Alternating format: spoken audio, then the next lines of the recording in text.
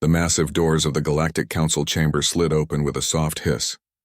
Representatives from 12 different alien species filed into the circular room, their various forms creating a strange parade of intelligence from across the stars. Some walked on legs, others floated, and a few rolled on mechanical devices, but all shared the same expression of concern on their alien faces.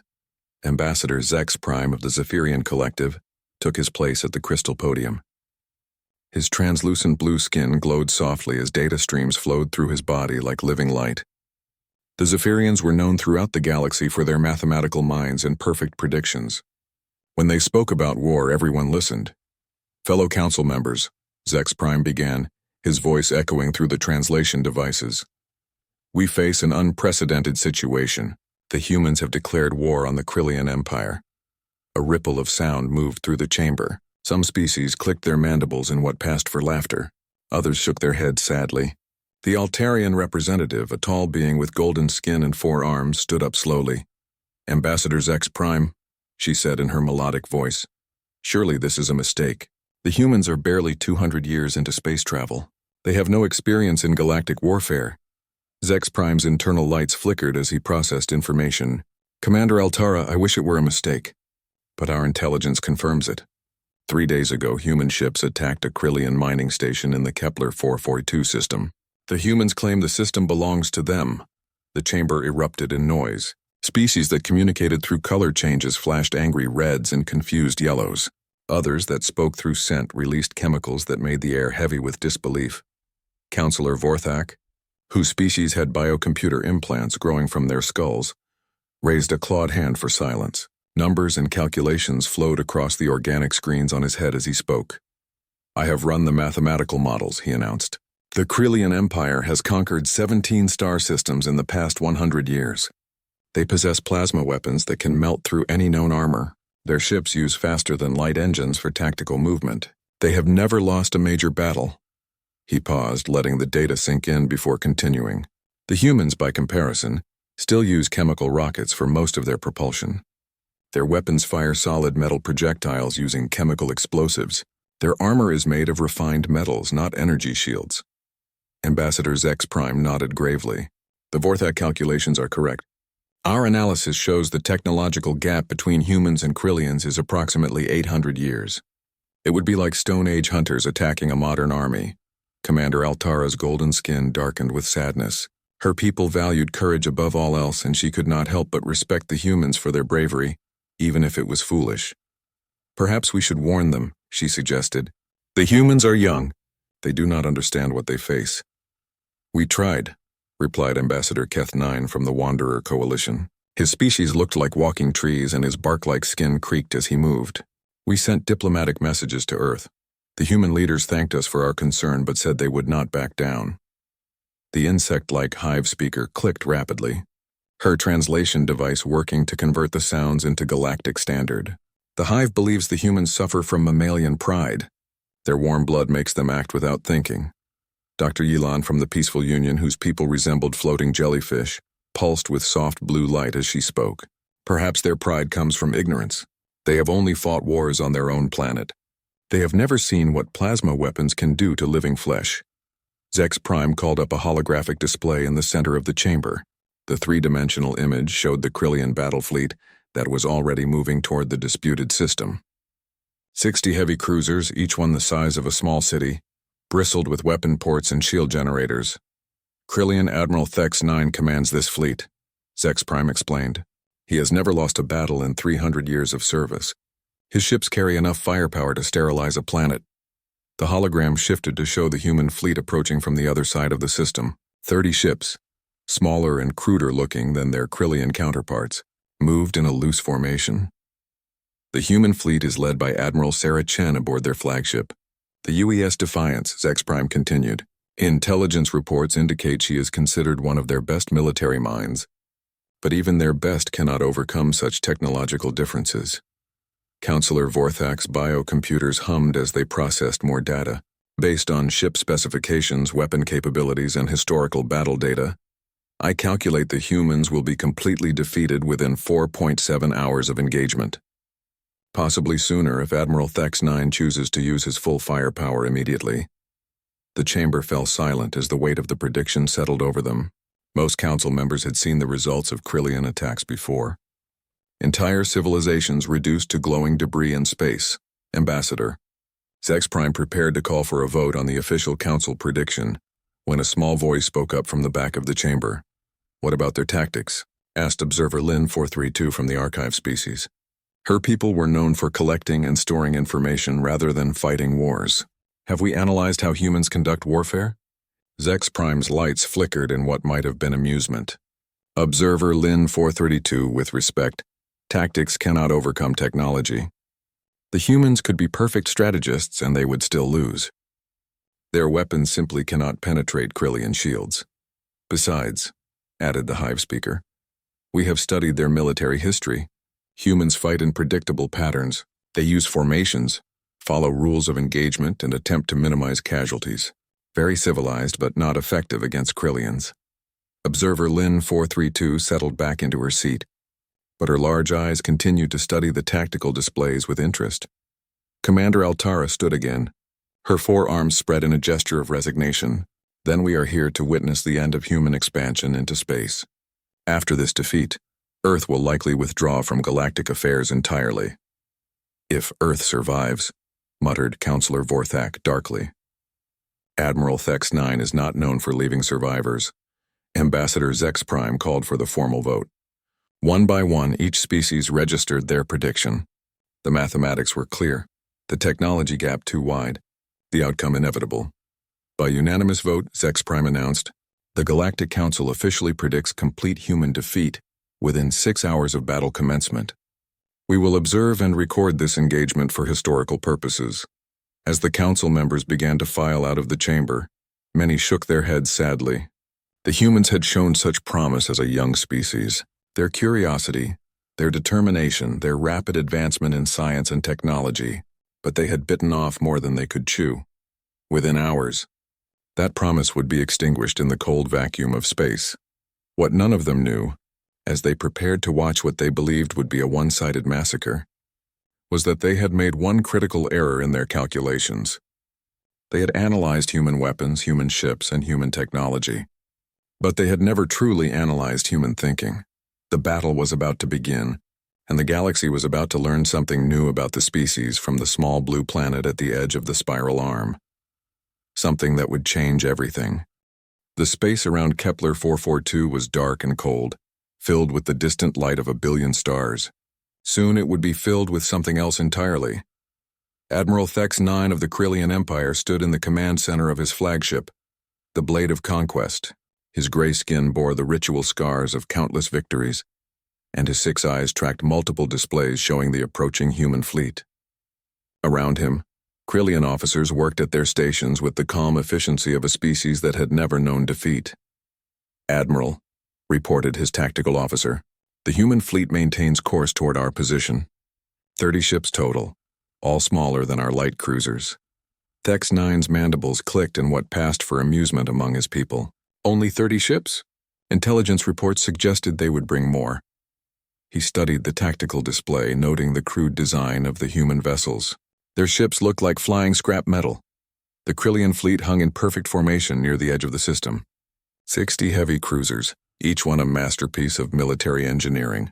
Their hulls gleamed with the blue-white glow of quantum shield generators. Weapon ports along their sides could unleash plasma fire hot enough to melt asteroids. "Sir," called the communications officer, "we are receiving a transmission from the human fleet." "Put it through," Thex 9 ordered. "Let us hear what these mammals have to say before they die." The main screen flickered to life, showing the bridge of a human ship. A woman in a dark blue uniform sat in the command chair, her brown hair pulled back and her green eyes steady. Behind her, other humans worked at stations that looked primitive compared to Krillian technology. "This is Admiral Sarah Chen of the United Earth Space Navy," the woman said. "You are in violation of human territorial claims.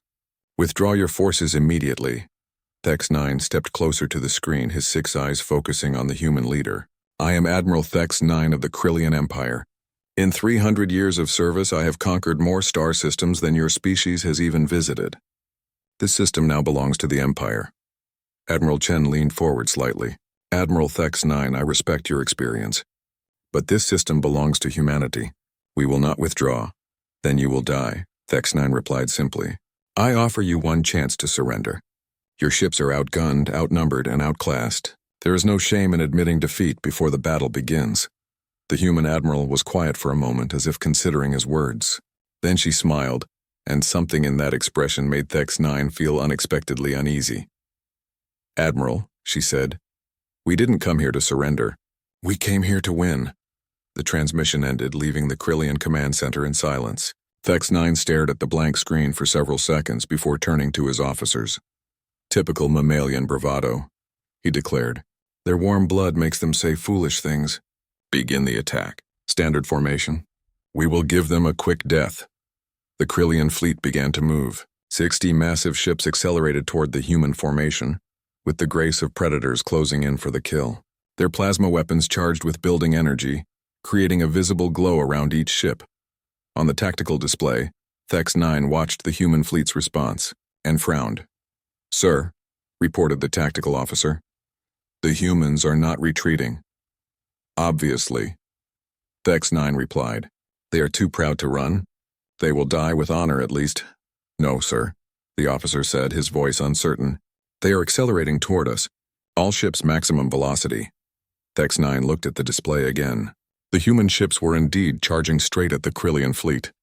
It was either an act of incredible bravery or incredible stupidity. Perhaps they planned to ram us, suggested the weapons officer. Some species prefer death in battle to capture. But as Thex9 watched, something even stranger happened. The human ships began launching missiles, dozens of them, streaking out in all directions. But they were not aimed at the Krillian fleet. Where are they firing? Thex9 demanded. The tactical officer worked frantically at his console. Unknown, sir. The missiles appear to be targeting empty space. Wait. His eyes widened as data flowed across his screen. Sir, massive electromagnetic pulses are detonating throughout the battle area. Electromagnetic pulses? Thex9 repeated. But there are no targets there. What are they trying to accomplish? The answer came quickly and terrifyingly. As the human missile detonations spread across the battlefield, Krillian sensors began to fail. The sophisticated targeting systems that had made them masters of space warfare suddenly could not see through the electronic interference. Sir, the tactical officer reported, his voice rising with panic. We are losing sensor contact with the human fleet. The electromagnetic interference is blocking our scanners. Thex9 felt the first stirring of real concern. Switch to backup sensors. Use thermal imaging, gravitational detection, anything. All systems are being jammed, sir. The humans have created dead zones throughout the battle area. We cannot get target locks for our plasma weapons. On the main screen, the space around them flickered with the afterglow of electromagnetic pulses. In the distance, the human ships seemed to vanish entirely, swallowed by their own electronic darkness. This is impossible, Thex9 snarled. No species fights this way. It is chaotic, unpredictable. His communications officer looked up from his console with fear in his eyes. Sir, we are receiving another transmission from the human admiral. Put it through. Admiral Chen's face appeared on the screen again, but this time the background was different. Her bridge was dark, lit only by emergency lighting. It looked almost primitive compared to the bright, gleaming Krillian command center. Gentlemen, ladies, and variations thereof, she said with that same unsettling smile. Welcome to Earth's greatest export, asymmetric warfare. The transmission cut out, leaving the Krillians in confused silence. What does that mean? Demanded the weapons officer. Thex9 studied the tactical display, trying to understand what was happening. The human ships had disappeared into their own electromagnetic interference, but his sensors still showed motion in the dark zones, faint heat signatures moving at high speed but impossible to target. Sir, called the tactical officer urgently. The humans are closing to point-blank range, but we cannot get weapon locks through the interference to fire randomly, Thex9 ordered. Saturate the area with plasma fire. We will hit them eventually. The Krillian ships opened fire, their plasma weapons lighting up the darkness with brilliant beams of destructive energy. But they were firing blind, their sophisticated targeting systems useless in the electronic chaos the humans had created. As the plasma fire illuminated the battlefield, Thex9 caught glimpses of human ships moving through the interference like ghosts. They were running dark, All non-essential systems shut down using the electromagnetic dead zones as cover. Impossible, he whispered. They have turned their technological weakness into an advantage. And then the human ships fired back. But instead of energy weapons, they used crude kinetic projectiles. Solid metal slugs fired from magnetic accelerators. Weapons that did not need sophisticated targeting systems. In the electronic darkness, these primitive weapons became perfectly effective.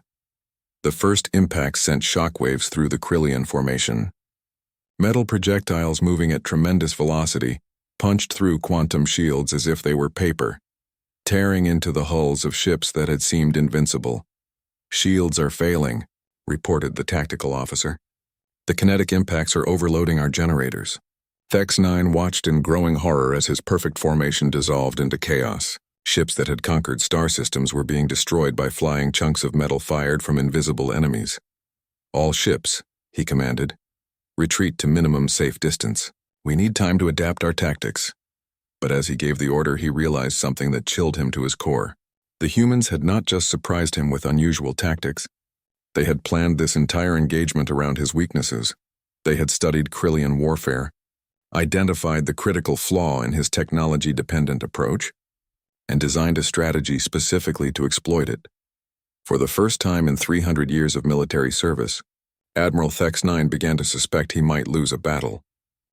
The electromagnetic storm created by human missiles had turned the battlefield into a maze of invisible walls and electronic shadows. Admiral Thex-9 stood frozen at his command station, watching his tactical displays flicker with useless data. 300 years of military experience had not prepared him for this. "Report," he demanded, his voice tight with barely controlled rage. "7 ships heavily damaged," his tactical officer replied, mandibles clicking nervously. "The humans are using the interference zones to mask their approach. Our plasma weapons cannot target what we cannot see." Thex-9 studied the chaotic patterns on his screen.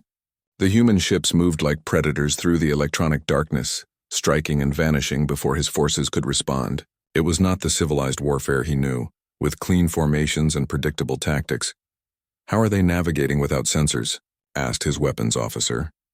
Before anyone could answer, another human ship emerged from an interference zone, fired a devastating salvo of kinetic projectiles, and disappeared again.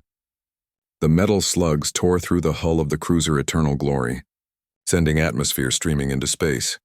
"Sir," the communications officer called out, "Admiral Chen is transmitting again." "Show me," Thex-9 growled. Admiral Chen appeared on the main screen, her bridge still dark except for the red glow of emergency lighting. Behind her, human officers worked calmly at their stations as if this chaotic battle was exactly what they had expected. "Admiral Thex-9, she said, her voice steady.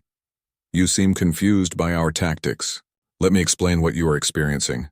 Thex-9 said nothing, but his 6 eyes focused intently on the human commander. "For the past 200 years, Chen continued, humanity has studied every galactic conflict we could find.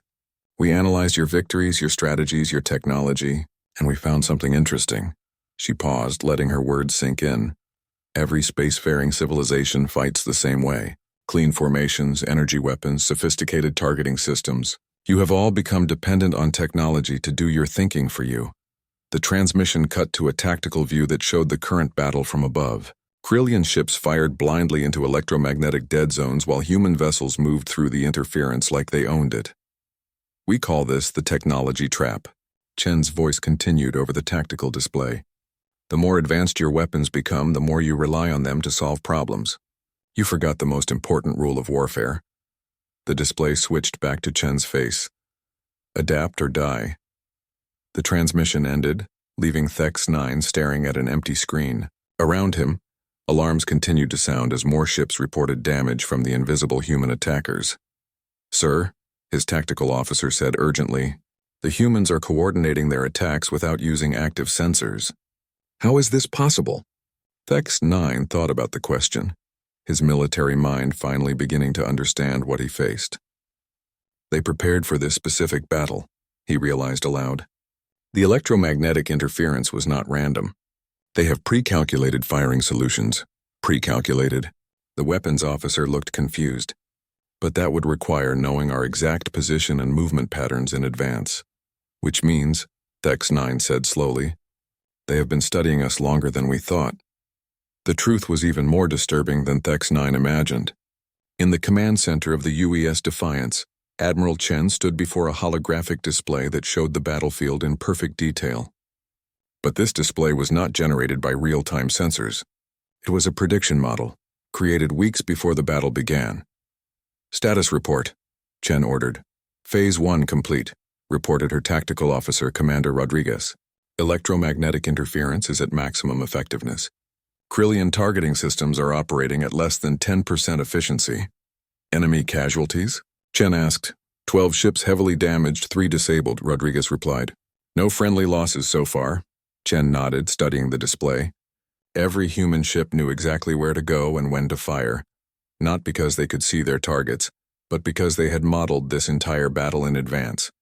They had studied Krillian tactics so thoroughly that Admiral Thex-9's fleet was following a script the humans had already written. Initiate Phase 2, Chen ordered. Throughout the human fleet, commanders received new instructions. The next phase would be even more devastating, because it would exploit another fundamental flaw in galactic military thinking. Back on the Blade of Conquest, Admiral Thex-9 was trying to adapt to the impossible situation when his sensors detected something new. Sir, the tactical officer reported, the electromagnetic interference is fading in Sector 7. Finally, Thex-9 muttered. All ships focus fire on that sector. We will destroy them as they become visible. But as Krillian ships turned their weapons toward the clearing interference zone, Admiral Chen sprung her trap. The fading electromagnetic field had not been an accident or equipment failure. It was bait. As Krillian plasma weapons charged and prepared to fire, human ships emerged from the darkness on 3 sides of the Krillian formation. Not from the clearing zone where the Krillians expected them, but from areas that were still dark and invisible. The humans had been moving into position while Thex-9 focused on the obvious target. Now they opened fire from point-blank range, their kinetic weapons devastating the closely packed Krillian ships. Impossible, Thex-9 shouted as explosions bloomed across his fleet. They cannot coordinate attacks without communications. But they could, because they were not relying on real-time communications. Every human captain knew the battle plan in advance. They knew when to move, where to strike, and how to disappear again.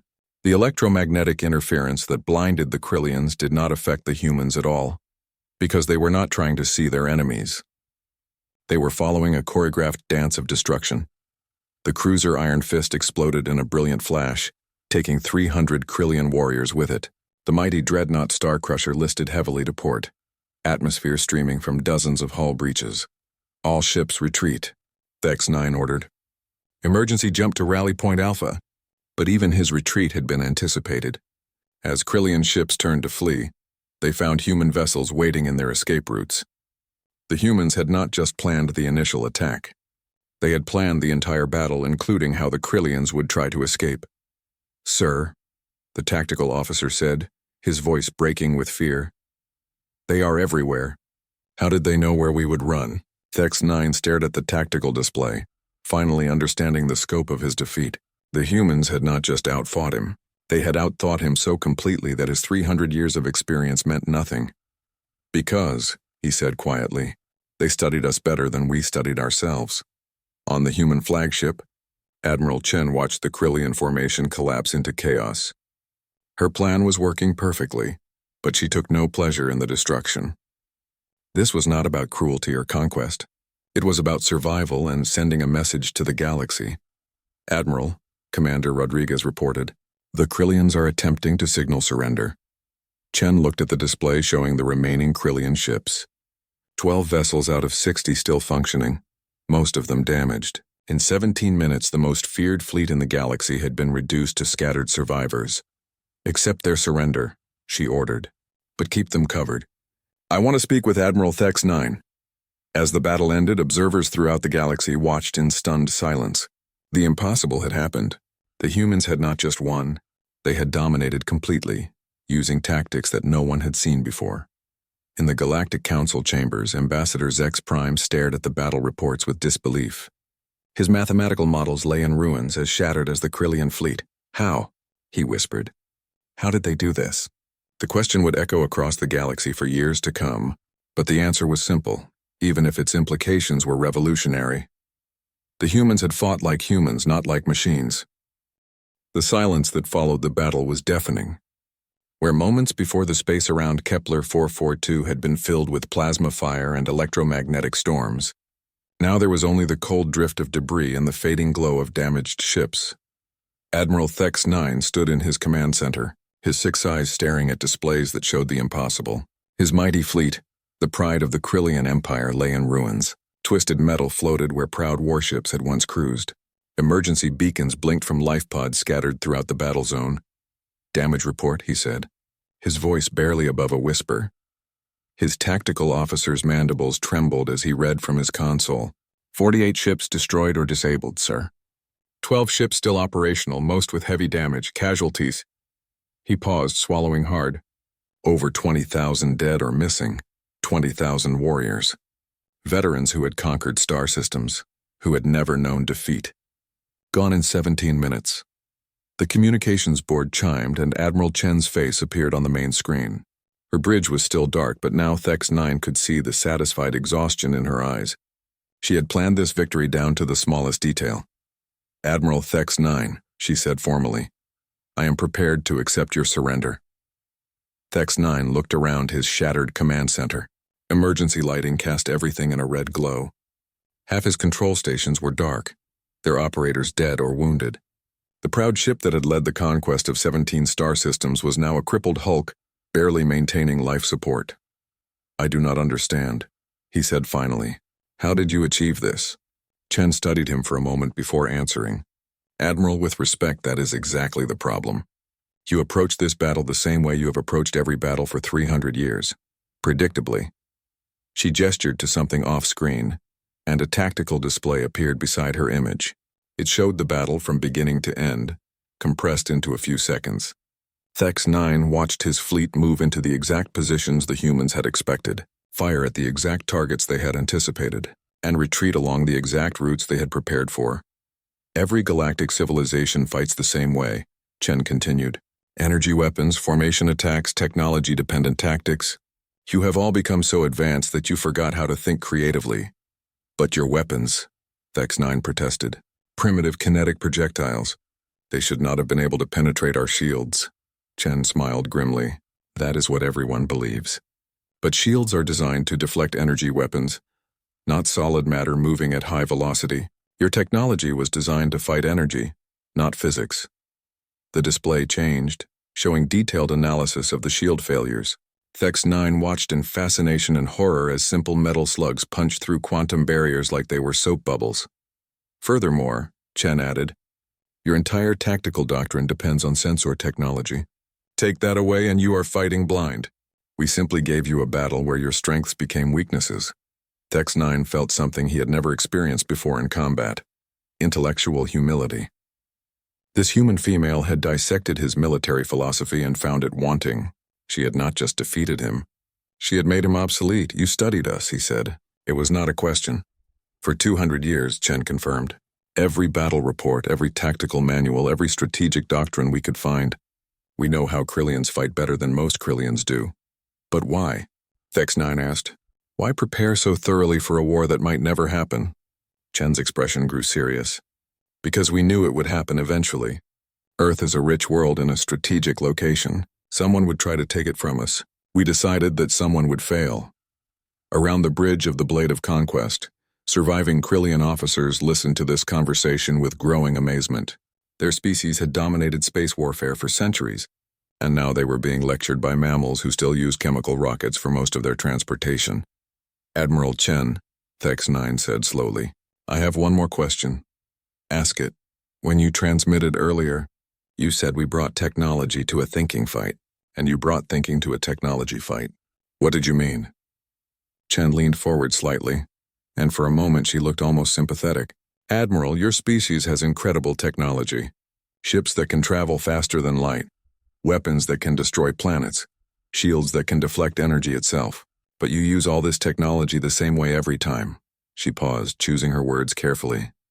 You fight like computers, logical, efficient, predictable. You calculate the optimal solution and execute it perfectly. But warfare is not a mathematical equation.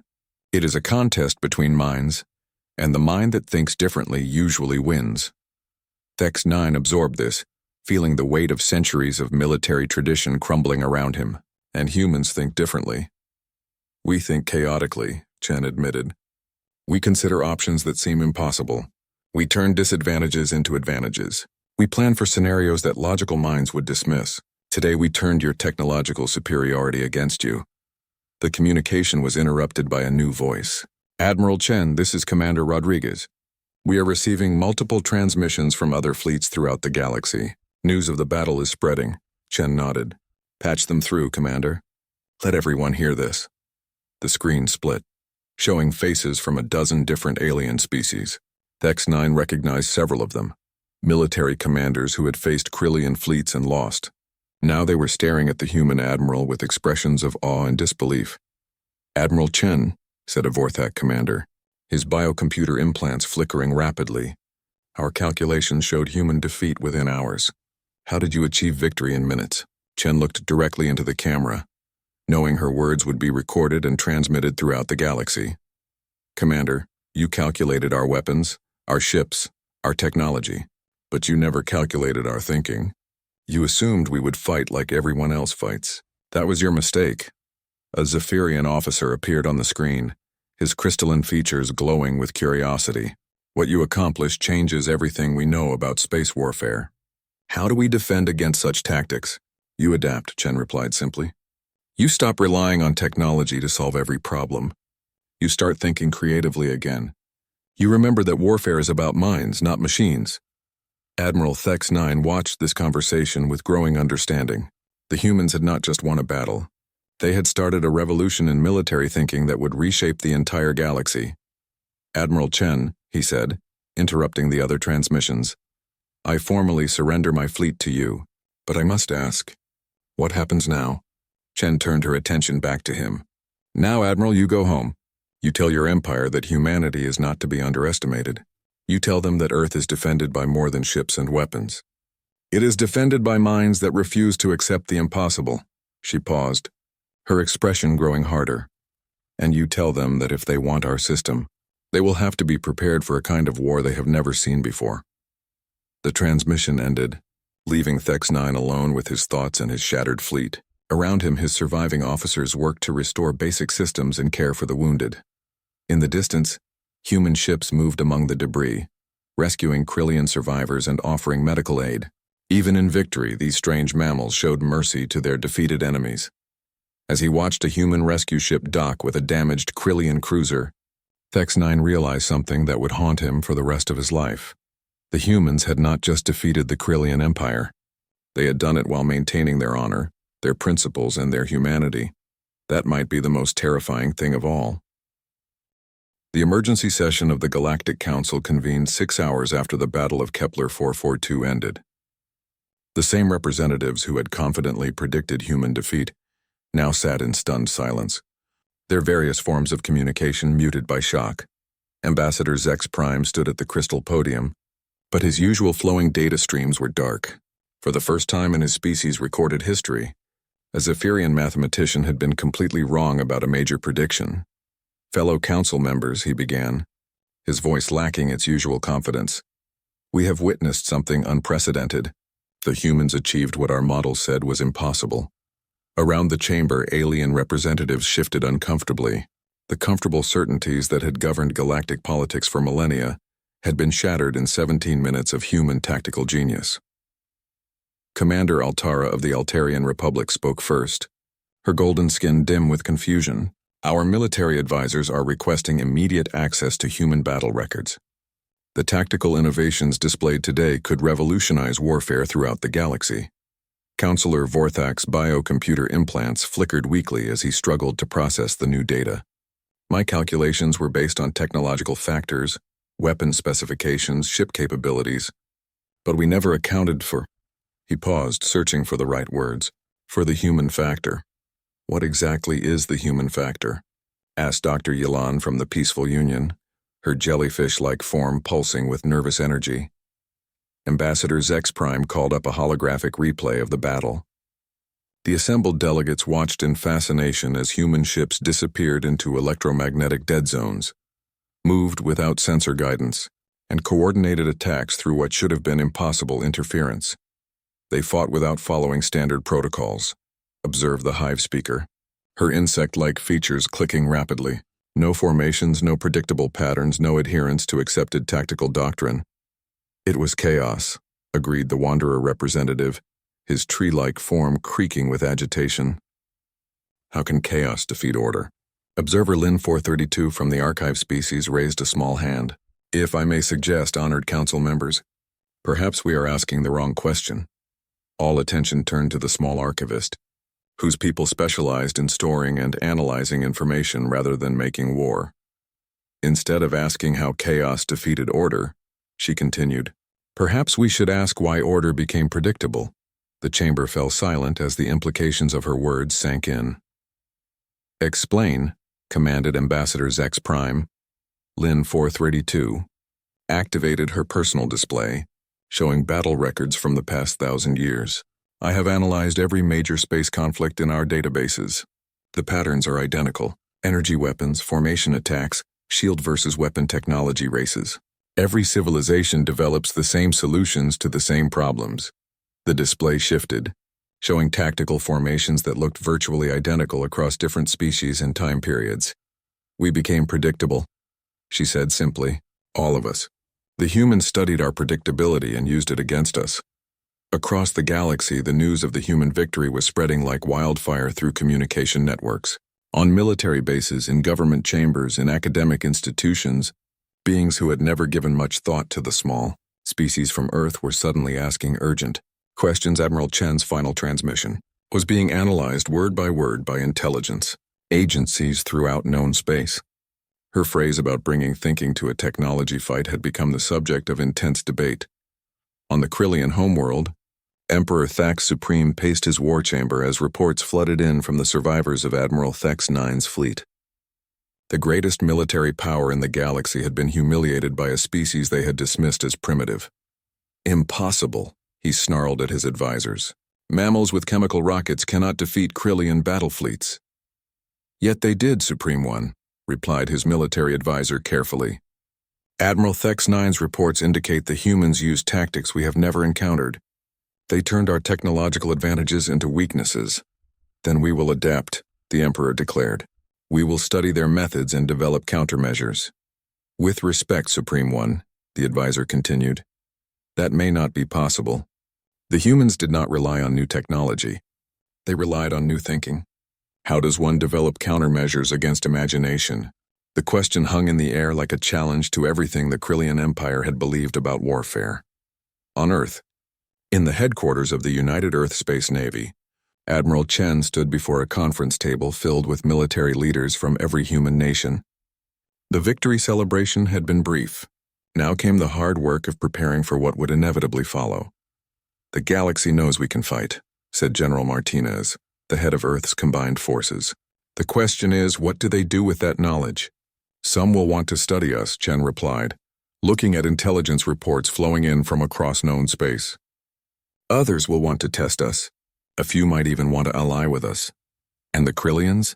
Asked Admiral Park from the Asian Fleet Command. Chen pulled up a holographic display showing Krillian territory. They have 3 choices. Accept the new reality, adapt to it, or try to overwhelm us with sheer numbers. What do you think they will choose? Martinez asked. All 3, Chen said grimly. Some Krillian commanders will accept that their old tactics are obsolete. Others will try to modify their approach. But Emperor Thax Supreme will probably try to crush us with a massive fleet. Can we handle that? Park inquired. Chen smiled, the same unsettling expression that had worried Admiral Thax IX. General, the beautiful thing about unconventional warfare is that it scales.